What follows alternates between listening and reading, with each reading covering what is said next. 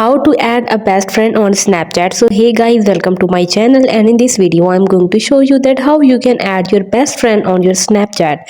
So it's super easy and we will make sure you get it right. So guys, to add a best friend on the Snapchat, you need to interact with them frequently, as Snapchat assigns the best friend label based on how often you exchange snaps with the user.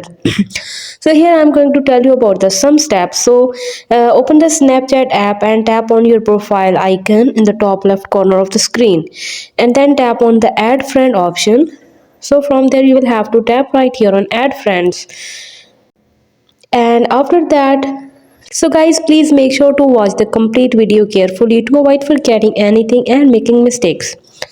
So guys, you can search for your friend by their Snapchat username or by selecting them from your phone's contact list. So this is the phone contact list, and you can search your friend from there also.